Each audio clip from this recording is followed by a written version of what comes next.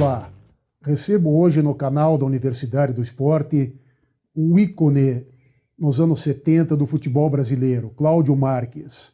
Foi jogador do Curitiba, foi jogador do Corinthians, jogou no Atlético, jogou no México e colecionou títulos em sua carreira, jogando pelo Curitiba, tendo como companheiro Jairo, Hermes, Oberdan, Aladim, Paquito, Tinho Abatiá, Nilo, e também foi treinador, né, de clubes de futebol e também com passagens como radialista. Cláudio, muito bem-vindo aqui ao canal da Universidade do Esporte, é uma honra recebê-lo. E faço uma síntese, porque você pode passar aí 3 dias falando da tua carreira, né?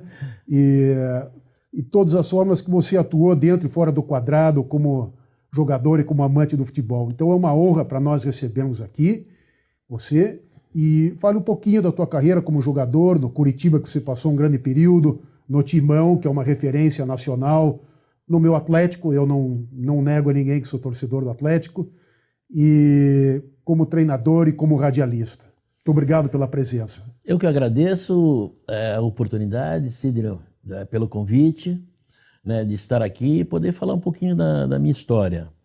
Muito sucintamente, eu sou filho de Santos, né, sou paulista de nascimento, mas por adoção sou paranaense, né, sou curitibano, porque estou aqui há 48 anos, a minha história, e eu devo muito ao Curitiba e ao futebol paranaense pelo que eu sou, porque foi aqui que eu me construí como pessoa e principalmente como jogador de futebol. Saí do Santos por livre e espontânea vontade, porque eles queriam ficar comigo, mas tinha aquele problema do meu pai ser de lá, e eu falei, eu vou alçar voos sozinhos, sem ninguém me empurrar, sem ninguém me levar para cima. E eu vim para Curitiba, ainda menino, morava debaixo da arquibancada no Curitiba, moleque ainda, não tinha essa situação de os times trazer meninos de fora para jogar, se fazia o time da cidade, infantil, juvenil, juniores, depois veio os juniores, porque era só juvenil, e eu vim para cá menino ainda, né? Joguei numa seleção paranaense de juvenil e fiquei treinando com os profissionais, porque naquela época o Curitiba tinha muitos jogadores. E a minha história começou aí, já em 69, com o Curitiba já campeão, eu na despedida do Bellini, o jogo com o Atlético Paranaense, foi o primeiro título que eu ganhei, eu joguei aquela partida no lugar do Nilo, de lateral esquerdo, contra o Atlético Paranaense, e coincidentemente o meu irmão jogava no Atlético Paranaense, o Pardal, e jogou de lateral direito no Atlético e eu de lateral esquerdo no Curitiba. E fui campeão em 69, e daí começou a minha trajetória toda no Curitiba, né? Eu, modéstia à parte, com muita honra, e tive a felicidade de jogar em grandes times do Curitiba.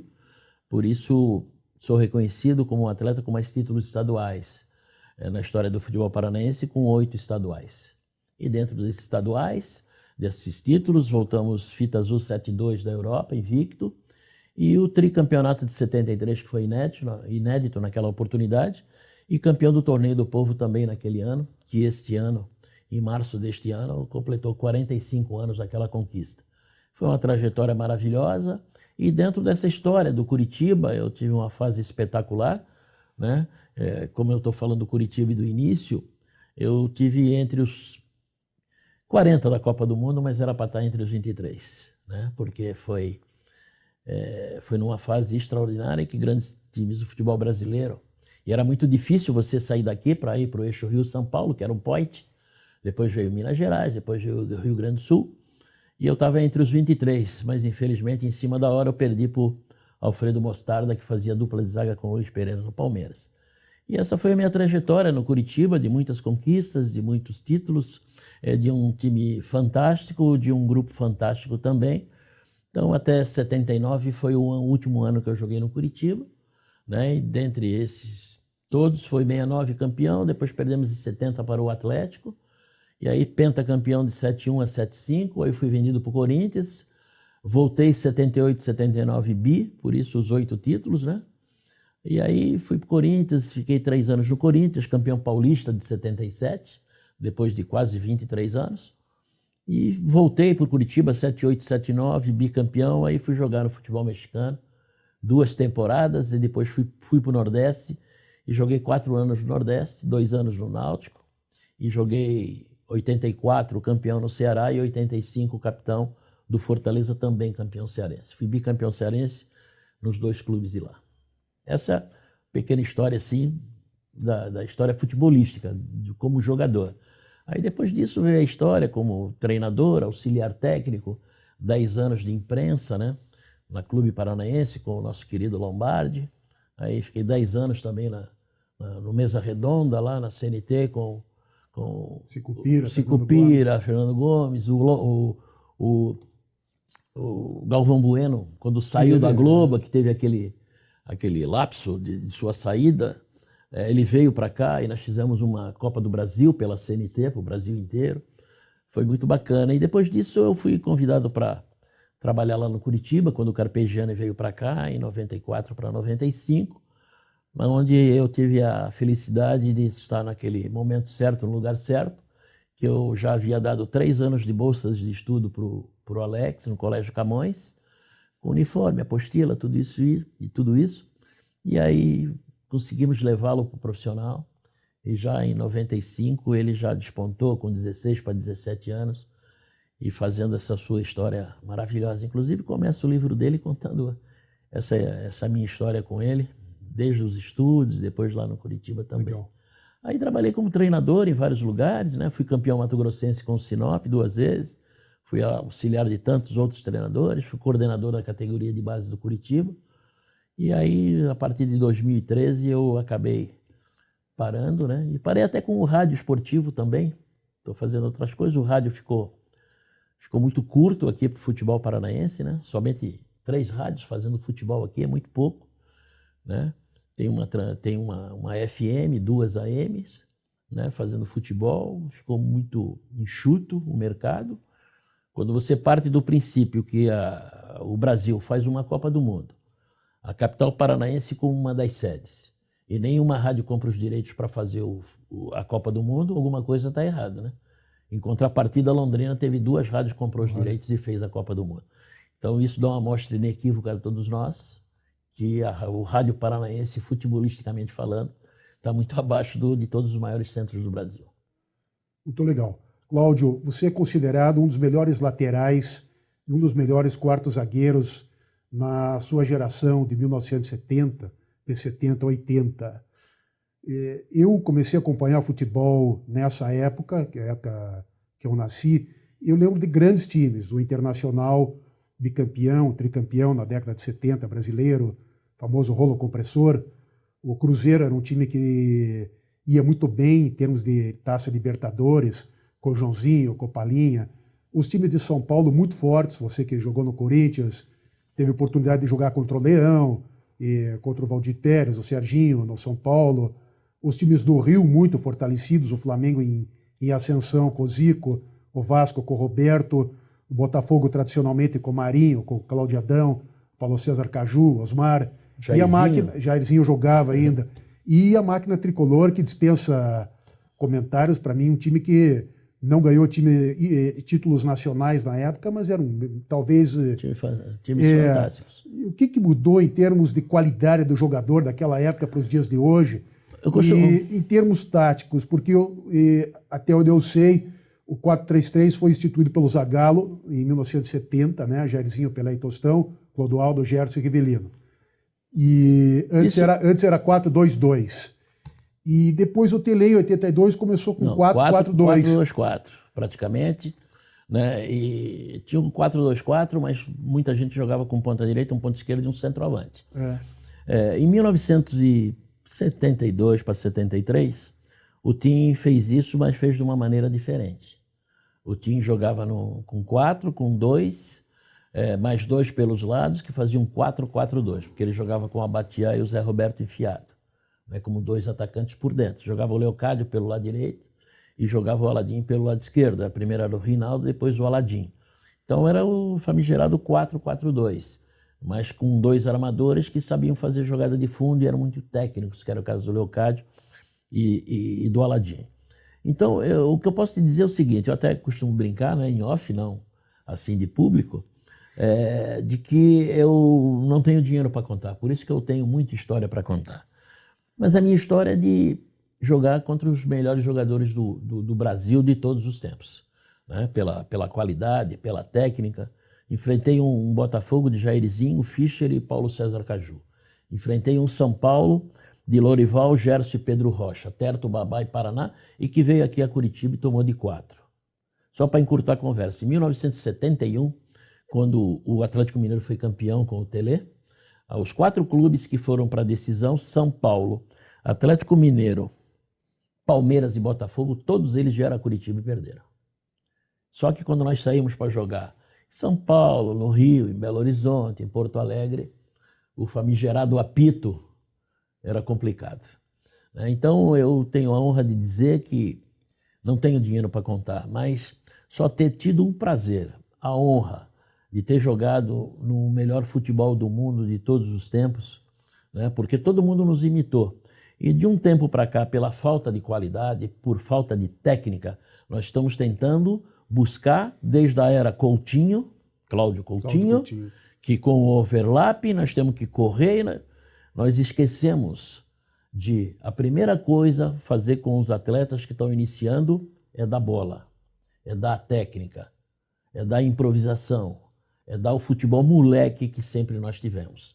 E que, infelizmente, a qualidade caiu muito em função de todos os trabalhos que é feito na base hoje e em todos os clubes. Então, quando aparece um Neymar, quando aparece um Coutinho, que apareceu fora do Brasil, nem no Vasco ele tinha toda essa qualidade, eu acho que o futebol, tecnicamente, o futebol brasileiro principalmente, caiu. Isso é reflexo de que nós estamos vendo em toda a Copa do Mundo que a gente tem jogado, e mais caracterizado ficou em 2014, quando nós tomamos aquela chapuletada da Alemanha e depois da Holanda na semifinal. E, Cláudio, vamos falar de jogos que marcaram. Tem tantos jogos na sua carreira, mas você vinha comentando comigo no caminho e que chegou a marcar o Pelé em jogo aqui em Curitiba, jogando pelo Curitiba. E eu vou perguntar como atleticano, não poderia deixar de escapar isso. E nunca me esqueço que vi meu time campeão no primeiro turno em 77, um toque magistral que você deu ao Cabral, ele só completou. E o goleiro do Curitiba era o Sérgio Valentim. E um jogo inesquecível também era um jogo contra o Palmeiras, jogando pelo Corinthians, que o Russo bateu 3 vezes o pênalti, o Leão pegou 3 vezes, e o Dulcídio, o Vanderlei Busquilha, mandou voltar. Aí o Cláudio foi lá e pimba, guardou você era bom batedor de pênalti, hein? E coincidentemente, essa semana eu também recebi, pelo Tusca, companheiro de rádio, que trabalha na CBN, ele me mandou, porque eu tinha comentado com algumas pessoas dos frangos, que o Tobias tomou 2, o Valdir Pérez tomou 2, e aí teve um pênalti que eu bati. E eu contava, e ele me mandou vídeo. Contra São Paulo, no Parque Antártico. E ele mandou esse vídeo também. Então, o que eu tenho para dizer é que foi sempre prazeroso assim, fazer gol, porque eu batia falta, batia pênalti, e no primeiro ano de Corinthians eu fiz 10 gols. Inclusive, aí você falou, eu já falo do Pelé, falar do Atlético Paranaense, que eu vim emprestado do Corinthians para o Atlético Paranaense, e a minha estreia, coincidentemente, foi um Atletiba, que o Sérgio Valentim era o goleiro do Curitiba, e na minha estreia eu fiz um gol de falta, que empatou 1-1 esse jogo, e logo em seguida eu peguei um sem pulo, quase fiz 2-1, bateu na trave, e foi minha estreia. E depois, numa decisão de turno, contra o Curitiba, no Couto Pereira, uma quarta-feira à noite, eu acabei colocando uma bola na cabeça do Cabral, quase meia-noite, porque foi na prorrogação. Lembro. E nós ganhamos um turno. Foi um ano assim que o Atlético tinha um grande time, melhor do que o do Curitiba, mas por algumas contingências que aconteceram, nós acabamos não conquistando o título. Acabou ficando com o Grêmio de Maringá. Nós tínhamos todas as possibilidades de ser campeão. Tínhamos um time muito bom, com Alfredo, com Altevir, Marinho, Gerson Andreotti, Gilberto, Rota, Catinha, Tadeu Mexicano, sabe, o próprio Cabral. Então a gente tinha um time muito forte e poderia ter sido campeão. Agora, o jogo inesquecível assim, da minha vida foram tantos, lá no Corinthians também, na minha estreia no Corinthians, eu fiz gol, eu dava muita sorte de fazer gol nas minhas estreias. Foi contra o Botafogo de Ribeirão Preto, do Geraldão e o Sócrates. Mas marcar o Pelé foi inesquecível, Porque depois de quase 20 anos eu contava assim para as pessoas, marquei o Pelé no Couto Pereira e ganhamos de 1-0. Os caras, que é isso? Você marcou o Pelé e ganharam? Porque o Pelé fazia gol toda hora, de qualquer jeito e sempre, né? Mas naquele dia, eu não sei se ele não queria nada, nós estivemos bem, sei lá o que aconteceu. Que aí nós acabamos ganhando de 1-0. E eu contava isso e muita gente, o Cláudio está inventando moda, não jogou, não sabe, o Pelé nunca jogou aqui, aquele negócio todo. O Pelé jogou muito pouco aqui no Paraná. Mas se você tem uma página da Tribuna, que tem todos os jogos que ele fez aqui no estado do Paraná, inclusive em Maringá, quando foi 10 ou 11 gols lá, e ele fez alguns jogos aqui. E esse jogo foi em 1971, outubro de 1971, pelo Campeonato Brasileiro, e nós ganhamos de 1-0 o gol do Tião Abatiá, enfiada do Negreiros. E naquele jogo nós jogamos muito bem, eu tive a honra de marcar o Pelé. E eu dizia, marquei, tem fotografia? Filmou, que nem aquelas brincadeiras. Filmou, tirou fotografia. E depois de 20 e tantos anos, eu encontrei um rapaz que foi levar uma fotografia para o Hélio Alves lá no Curitiba e falou assim, olha, tem uns negativos lá, porque o pai dele era fotógrafo de jornal e revista, e ele falou assim, olha, eu acho que tem uns negativos lá que tem daquele jogo contra o Santos e acho que tem fotografia tua. Eu falei, pelo amor de Deus, procure ir lá e ache. E ele achou 5 fotografias, uma diferente da outra. 2 eu tirando a bola do Pelé, uma eu travando, outra antecipando e tirando a bola, outras ele reclamando que queria pênalti. E aí, na época, eu paguei acho que 30 ou 50 reais por cada, eu não sei se era cruzeiro, se era real já. Se ele me pedisse 500, eu dava. E eu tenho todas essas fotos e tal. Então, marcante na minha vida, na minha história, eu marquei Eusébio, marquei uns jogadores franceses, romenos, né, porque a gente viajou muito com Curitiba por 2 vezes. Marquei Zico, Roberto Dinamite, Tostão, Leivinha, Evaldo, centroavante do Cruzeiro, Natal, Dario, né, Escurinho, Loivo e Alcindo, né, jogadores fantásticos, esse ataque do São Paulo que eu falei, Mirandinha, Rivelino. Então, as pessoas que são novas, que não acompanharam, né, que só ouvem dizer e vê se porque era lento, o que adianta correr e não pensar, né? Então era melhor pensar e jogar do que correr, não é verdade? Eu nunca achei lento. O que acontece, né? Para aquele tempo, todo mundo corria e jogava daquele jeito. Por que a gente ganhava de todo mundo? Todo mundo era igual, né? E tinha uma seleção da Alemanha fantástica, de Portugal e da Hungria e tudo mais. Então eu sou feliz, né? Eu sou feliz de ter jogado numa era fantástica, assim, de jogadores extraordinários. E, modéstia à parte, eu ter feito parte dessa história e ter deixado uma marca bacana com a minha passagem dentro do futebol.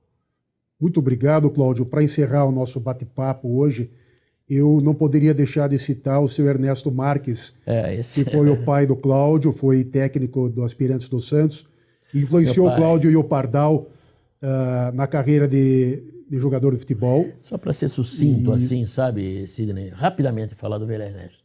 O Velho Ernesto trabalhou mais de 35 anos no Santos, depois ele trabalhou aqui no Colorado, no Curitiba, tanto é que o Levir e o Dirceu saíram das mãos dele, como saiu o Gacém e tantos outros, Zé Carlos, Aguiar, Ari Marques, toda essa rapaziada que saiu do Colorado saiu da mão do Velho Ernesto. E lá do Santos, né? Que essa história do Santos, revelar jogadores e revelar meninos, isso vem lá dos anos 60 do meu pai, né? Com Edu, Clodoaldo e tantos outros, né? E uma das últimas revelações do meu pai, César Sampaio. Então, o Velho Ernesto foi o pai de todos, como o maior descobridor de jogadores de todos os tempos do futebol brasileiro. Cláudio, qual é a seleção brasileira que você, como treinador, montaria de todos os tempos? Garrincha, vou começar pela frente. Garrincha, Tostão, Pelé e Rivelino, os 4 da frente. Clodoaldo, Gerson, Carlos Alberto, Mauro Ramos de Oliveira, Gilmar no gol, Mauro Ramos de Oliveira. Deixar um 4º zagueiro aí, Nilton Santos. Eu até tenho um amigo, o Aracheski, né? Que eu fiz uma seleção para ele e mais ou menos deve ficar dentro disso, sabe? Teve o Marco Antônio, que foi um lateral esquerdo maravilhoso, o Everaldo, do Fluminense. O Everaldo, do Cruzeiro, do Grêmio. Então, o 4º zagueiro, de repente, o Zózimo. Oscar, não? Oscar era central, eu não gostava do Oscar. E o Luizinho? Eu gostava do Luizinho também. O Luizinho foi um 4º zagueiro espetacular. Também. Não tem lugar para o Dunga nessa seleção? Mas de jeito nenhum. De jeito nenhum. O Dunga não vai fazer parte da minha seleção em nenhum momento. Bem, e Porque você convocou... eu gosto de futebol jogado, não futebol truculento e de baixa qualidade como ele sempre jogou. Bom, como você convoca um 22, você já convocou 11, permita eu colocar Claro. os outros 11. Com Eu certeza. vou convocar o Roberto Costa, vou convocar o Cláudio Marques, vou convocar o Ney, o Gustavo e vou convocar o Sérgio Moura. Sérgio Moura. Depois vou convocar o Kleberson e vou colocar o Sicupira de Esse foi campeão volante. do mundo. De sacanagem com o Cicupa, vou pôr ele de volante porque não Segundo tem volante, espaço para se vai ele. sair uma bola boa, tem que sair do pé dele. Depois vou botar o capitão, o Washington Assis e o Zé Roberto. Resolve? Opa, esse é um timaço. Esse seria campeão brasileiro fácil com o pé nas costas. Muito obrigado, querido. Volte Forte sempre. abraço, obrigado pela oportunidade e pelo convite. Tudo de bom. Obrigado, Cláudio.